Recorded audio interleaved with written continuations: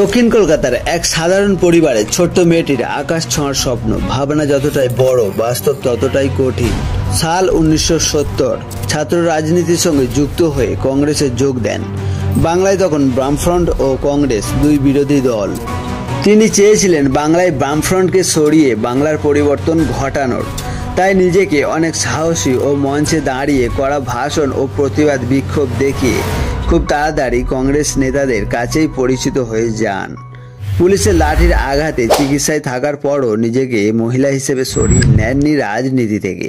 সাহসী ও লড়াকু স্বভাবের জন্য ধীরে ধীরে রাজনীতিতে নিজের জায়গা তৈরি করে নেন। এরপর নিজেকে কংগ্রেসের জনপ্রিয় নেত্রী হিসেবে বামেদের শক্তিশালী মন্ত্রী সোমনাথ চট্টোপাধ্যায়ের বিরুদ্ধে ভোটে লড়াই করেন। সেই লড়াইয়ে ভোটের প্রচুর ব্যবধানে তিনি জিতে যান। সাল 1984, মাত্র 29 বছর বয়সে প্রথম সংসদে প্রবেশ করেন। শ্রমিকদের দমন করার অপরাধে বামেদের বিরুদ্ধে একজন মহিলা হয়ে রাস্তায় নেমে সাধারণ মানুষের সঙ্গে শক্তিশালী আন্দোলন ও মিছিল তৈরি করেন।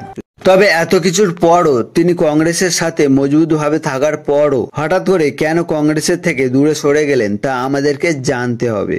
শক্তিশালী দল বামেদের বিরুদ্ধে তিনি মহিলা হয়ে একাই তাদের বিরোধিতা করেন, আর তাতেই তিনি বুঝতে পারেন কংগ্রেস কোনোভাবে বাংলা থেকে বামেদের সরানোর জন্য মজবুত নয়।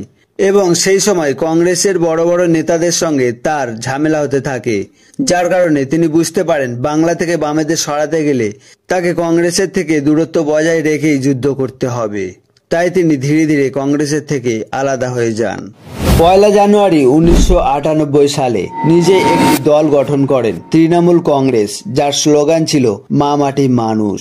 নাম না করেই এতক্ষণ আমি তৃণমূল নেত্রী মমতা বন্দ্যোপাধ্যায়ের কথাই বলছিলাম। তবে তিনি কিভাবে বাংলায় ক্ষমতায় এলেন তা জানা অবশ্যই দরকার। বামেদের 34 বছরের শাসনকাল।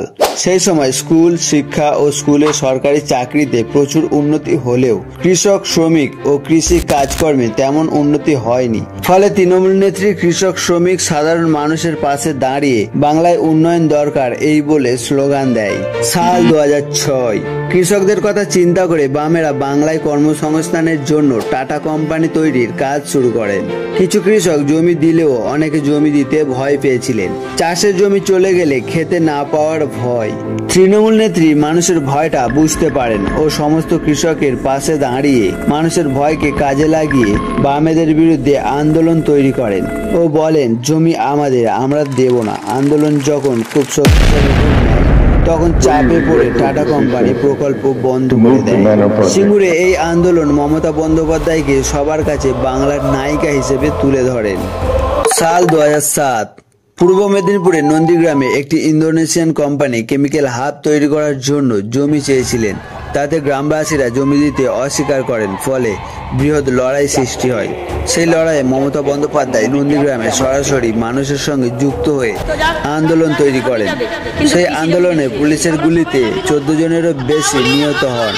এই আন্দোলনে সাধারণ মানুষ রক্তাক্ত হওয়ার জন্য বামেদের বিরুদ্ধে মানুষের ক্ষোভ তৈরি হয়। মানুষ বুঝতে পারে বামফ্রন্ট সরকার সাধারণ মানুষের বিরুদ্ধে।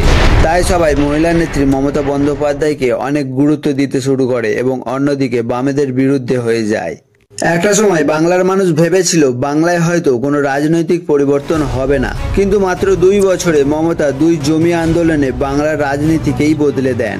সাল 2011, পশ্চিমবঙ্গে নির্বাচনের সময় তৃণমূল নেত্রী ও বাংলার হাজার হাজার সাধারণ মানুষ স্লোগান দেয় এবার বাংলায় মমতাকে চাই। তার কারণ মহিলা হয়ে বাংলার পরিবর্তন ঘটিয়ে শিল্প, কৃষি, কাজকর্ম সবকিছুতেই পরিবর্তন আসা সম্ভব। এরপর 2011-তে ফল ঘোষণার পর বিপুল ভোটে তৃণমূল কংগ্রেস জয়ী হয়। ফলে 34 বছরের বামফ্রন্টকে সরিয়ে বাংলার শাসন ক্ষমতায় বসলেন প্রথম মহিলা মুখ্যমন্ত্রী মমতা বন্দ্যোপাধ্যায়। তবে প্রশ্ন একটাই, 15 বছরের শাসনকালে বাংলার কি কোনো পরিবর্তন হয়েছে? চাকরি, কাজকর্ম দিনের পর দিন খারাপ অবস্থা এবং বেকারত্ব বাড়তে চলেছে দিনের পর দিন। তার উপরে কোটি টাকার ঋণের চাপ। এই বেকারত্বকে নিয়ে আমার নেক্সট ভিডিও আসবে। এই ভিডিওটিকে সম্পূর্ণ দেখুন এবং নেক্সট ভিডিওর জন্য অপেক্ষা করুন। দেখা হচ্ছে অন্য আরেকটা ভিডিও নিয়ে।